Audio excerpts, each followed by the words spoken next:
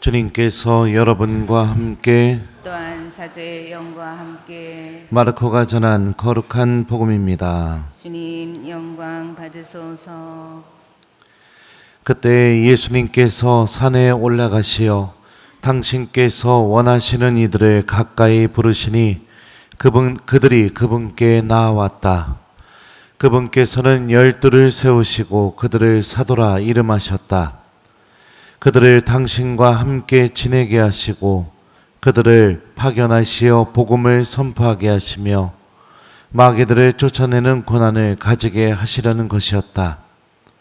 이렇게 예수님께서 12를 세우셨는데 그들은 베드로라는 이름을 붙여주신 시몬, 천둥의 아들들이라는 뜻으로 보아네르게스라는 이름을 붙여주신 제베데오의 아들 야고보와 그의 동생 요한, 그리고 안드레아, 필립보, 바르톨로메오, 마테오, 토마스, 알페오의 아들 야고보, 타데오, 열혈당원 시몬, 또 예수님을 팔아넘긴 유다 이스카리옷이다.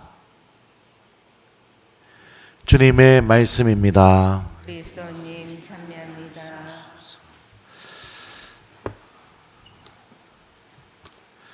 오소서 성령님, 그들을 당신과 함께 지내게 하시고 그들을 파견하시어 복음을 선포하게 하시며 마귀들을 쫓아내는 권한을 가지게 하시라는 것이었다. 안녕하세요. 저는 시차 적응이 좀 잘 안 돼가지고 요즘 한 새벽 4시 막 이때 깹니다. 막. 지금 한낮을 보내는 기분이에요. 이미 일어난 지가 오래돼서. 오늘 일독서 말씀을 보면 예수님께서 모든 계약의 중개자라고 히브리서 저자가 이야기합니다. 그리고 예수님께서 우리 안에서 맺어주실 그 계약의 핵심적인 내용이 뭐냐면 히브리서 저자는 이렇게 말하죠.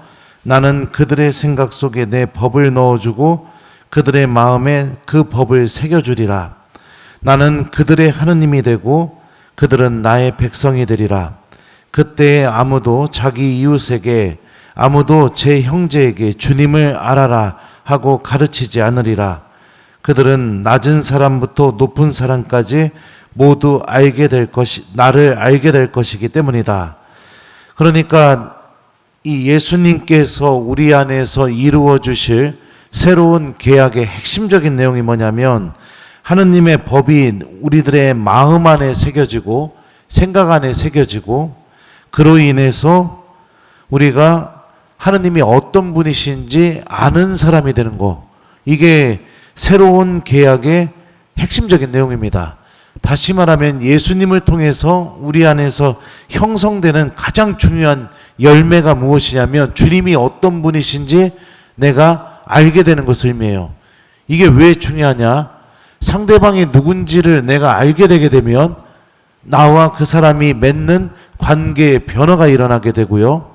그리고 그 사람과 그 관계를 통해서 내 삶 안에서도 변화가 일어나게 됩니다. 예를 들면 제가 우리 본당에 발령 나기 전에는 여러분들이 저에 대해서 전혀 관심이 없었을 겁니다. 그죠? 저도 여러분들에 대해서 전혀 관심이 없었어요. 여러분들이 아프던 병원에 가던 뭐 눈물을 흘리던 웃던 밥을 굶던 아무 상관이 없었습니다. 근데 제가요 한 3일을 굶었다고 지금 생각해 보세요. 그러면 여러분들은 1번 본당 신부님이 3일째 밥을 못 드시고 계시는 게 아무 상관이 없다. 2번 마음이 아프고 일도 안 되고 기도도 안 되고 그냥 가슴이 찢어질 것 같다. 3번 답이 없다. 뭐예요? 에? 설마 2번이겠습니까? 아, 그래도 조금은 영향은 주죠. 왜 그럴까요? 내가 신부님을 알고 있으니까. 그죠? 예. 그리고 또 나도 우리 교우들을 알고 있으니까. 여러분들 아프다고 하면 나도 기도해요. 그죠? 여러분들 문제 생기게 되면 저도 마음이 아파요. 가만히 있을 수가 없어요. 예. 왜요? 알고 있으니까. 이게 알미 갖고 있는 힘입니다. 그러니까 마치 내가 누군가와 좋은 알을 형성해서 그 사람과 내 삶 안에 변화가 일어나게 되는 것처럼 예수님께서 우리 안에서 맺어주실 새로운 계약의 핵심은 뭐냐? 우리가 주님을 충만하게 알게 되어서 하느님과 내 관계가 내 삶 안에 변화가 일어나게 되는 그 길로 넘어서게 되는 거. 이게 예수님이 우리 안에서 이루어 주실 일입니다. 그리고 이 관계에 들어간 것을 우리는 신앙생활이라고 합니다. 그러니까 주님에 대한 믿음을 갖고 있으면서도 그 믿음의 내용들이 내 삶 안에 아무 변화나 영향을 주지 못하고 있다면 나는 겉으로는 하느님을 믿는 사람일지 모르겠지만 그 믿음이 궁극적으로 맺어내려고 하는 그 알은 전혀 소유하지 못하는 잘못된 신앙생활을 하고 있는 것일 수도 있어요. 그러면 어떤 방법을 통해서 우리에게 하느님에 대한 깊은 알을 주시는가? 그게 오늘 일독서에 나옵니다. 예수님께서 12사도들을 뽑으시는데요. 그 뽑으시는 이유에 대해서 이렇게 말해요. 우리나라 성경에는 잘 표현이 안 됐지만 그리스 성경을 보게 되면은 12사도를 뽑은 목적이 무엇인지 정확하게 드러납니다. 오늘 복음은 이렇게 말합니다. 그들을 당신과 함께 지내게 하시고 그들을 파견하시어 복음을 선포하게 하시며 마귀들을 쫓아내는 고난을 가지게 하시려는 것이었다. 12를 세우신 이유가 그렇게 얘기하는데요. 이 부분을 직역하면 이렇게 번역이 돼요.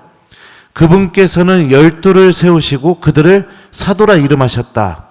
그분과 함께 있게 하기 위해서 그들을 파견해서 복음을 선포하게 하기 위해서 마귀들을 쫓아내는 고난을 갖게 하기 위해서 이게 세 개의 목적절이 이렇게 쭈루룩 그 다음에 붙어요.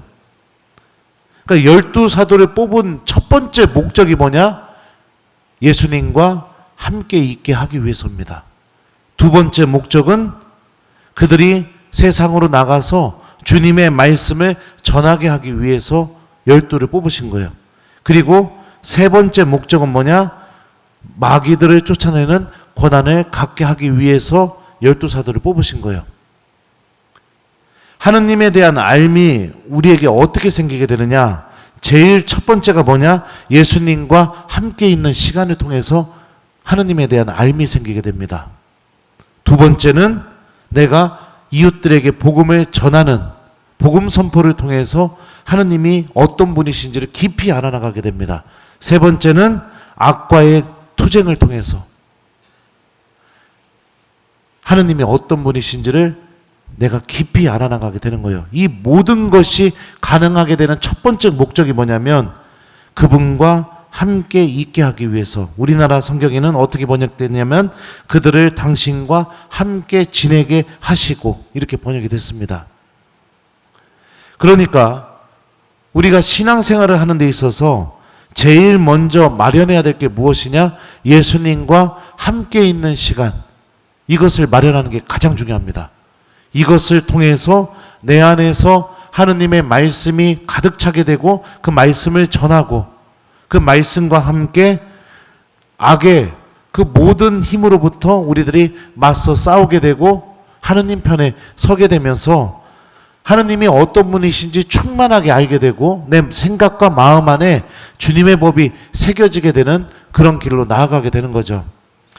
12사도의 명단을 한번 여러분들 유심히 보십시오. 베드로부터 시작되어서 마지막에 열혈당원 시몬까지 이들의 직업도 그렇게 대단한 직업도 아니었고 이들의 능력도 복음을 전할 수 있는 유능한 능력을 갖고 있는 사람들도 아니었습니다. 성경에 대한 해박한 지식을 갖고 있었던 사람들도 아니었죠. 하지만 이들은 3년 동안 예수님과 함께 지내는 시간을 갖게 됩니다. 3년 동안 주님과 함께 지내는 시간 다음에 그들은 어떤 일이 그들에게 주어지게 될까요? 성령께서 내려오시고 이제 세상에 나가서 복음을 전하는 일을 하게 됩니다. 그리고 예수님이 이 복음에서 언급됐던 것처럼 마귀들을 쫓아내는 그 일들까지 하게 되는 그런 어마어마한 사람으로 바뀌게 됩니다. 그 모든 증언들이 사도행전에 그대로 나옵니다. 주님과 함께 3년을 머물고 성령의 도우심으로 복음을 전하게 되고 그 다음에 악령들을 쫓아내게 되는 그 예수님께서 하셨던 일까지 하게 되는 그런 길로 나아가게 되죠. 신앙생활은 이처럼 하느님과 함께하는 그 시간을 통해서 모든 은총이 시작되는 그런 삶이 바로 신앙생활입니다. 그러니까 우리가 정말 중요하게 여기는 것은 주님과 함께하는 시간. 그게 뭐겠어요? 지금 우리가 3년째 이제 4년째 하고 있습니다. 그죠? 미사를 사랑하고 성체 앞에 머무는 시간을 사랑하고 주님의 말씀을 사랑하고 이것을 통해서 우리가 주님 안에 머무르는 시간. 이게 여러분들 신앙생활의 첫 발걸음입니다. 그렇게 된다면 성령께서 사도들에게 하셨던 것처럼 우리 안에 가득 차게 되시고요. 성령의 도우심으로 우리들이 주님의 말씀을 전하고 또 악과 맞서 싸울 수 있는 영적인 힘을 분명히 길러내게 될 겁니다. 특별히 교회 안에서 어떤 봉사를 하든지 또 어떤 직분을 받았든지 정말로 중요한 것은 뭐냐면 주님께서 나에게 그 일을 맡겨주신 첫 번째 이유는 당신과 함께 지내게 하기 위해서 그 일을 맡겨주셨다는 것을 우리가 잊지 않았으면 좋겠습니다.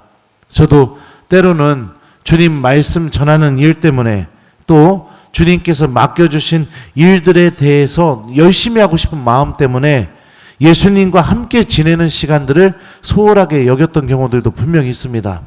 근데 그렇게 되면 결국에는 그 일을 하면서 하느님이 어떤 분이신지 알아나가는 게 아니라 사람들의 반응이 중요하고 평가가 중요하고 그리고 사람들이 막 좋다고 하면은 그거에 기뻐하고 사람들이 반응이 없으면 시무룩해지고 그러면서 결국에는 하느님을 잃어버리게 되는 제 모습을 너무나 자주 봤습니다. 하느님에 대한 알미 충만해지고 주님께서 나와 함께 계시고 나를 새로운 삶으로 당신과 끊임없이 함께 머무는 그 삶으로 초대하시는 거, 이게 여러분들 신앙생활에서 가장 중요한 일이에요. 그러니까 봉사를 엄청나게 많이 하고 있는데도 내가 주님 곁에 머무는 시간을 마련하지 못하고 있다. 잘못된 겁니다. 내가 많은 성과를 냈다 하더라도 주님 곁에 머무는 시간이 사라져버렸다. 이것도 잘못된 거예요. 첫 번째 목적은 하느님과 예수님과 함께 있는 시간. 두 번째 목적이 복음 전하는 거. 세 번째 목적이 악과의 투쟁에서 내가 승리할 수 있는 영적인 힘을 갖게 하는 거. 단계가 있어요. 그러니까 우리들이 신앙생활 하면서 가장 이 첫 번째 주님과 함께하는 시간을 소중하게 여겼으면 좋겠어요. 그 힘을 통해서 하느님이 어떤 분이신지 충만히 알아나가고 그 암과 함께 복음을 전하고 내가 악과 맞서 싸울 수 있는 주님의 자녀가 되는 길로 변화되는 그런 신앙생활이 우리에게 필요하겠죠. 그래서 여러분들 우리 일상의 기도, 성체 앞에 머무르는 시간, 미사, 또 주님 말씀을 읽고 가슴속에 담는 것, 이게 정말로 중요하다는 것을 다시 한번 되새겨봤으면 좋겠습니다. 여러분들이 미사에 올 때마다 여러분들이 느끼던 못 느끼던 주님께서는 여러분들의 마음 안에 당신의 구원의 법을 새겨주실 겁니다. 여러분들이 성체 앞에 머물면서 주님의 말씀을 읽고 묵상할 때마다 여러분들의 생각과 마음 안에 하느님께서 당신 생명의 법을 여러분들 마음과 생각 안에 새겨주실 거예요. 그리고 성령께서 분명히 우리들을 도와주시면서 주님의 거룩한 도구로 변화될 수 있도록 인도해 주실 겁니다. 그러니까 우리가 정말로 중요하게 여겨야 되는 주님과 함께하는 시간, 이 시간을 우리가 회복하고 소중하게 여기는 그런 신앙인으로 살아갔으면 좋겠어요. 그래서 오늘 숙제는 여러분들 일상기도 성실하게 하기, 요거를 숙제로 드립니다. 그래서 이따 점심때 되시면 삼정기도도 하시고 그 다음에 식사 저녁기도 하고 식사하시고, 저녁 때 되시면 또 삼정기도도 하시고 저녁기도도 하시고, 그리고 주님 말씀도 내가 다시 읽어보고, 그렇게 주님 곁에 머무르는 시간을 내가 소중하게 여기는 오늘 하루를 보내봤으면 좋겠어요. 사도들이 변화되었던 것처럼 주님께서도 그 시간을 통해서 여러분들을 완전히 새롭게 변화시킬 것입니다. 사도들이 주님의 말씀을 선포하고 예수님께서 하셨던 그 일을 하게 된 것처럼 주님께서도 당신과 함께 머무는 시간을 통해 여러분들을 똑같이 변화시킬 것입니다.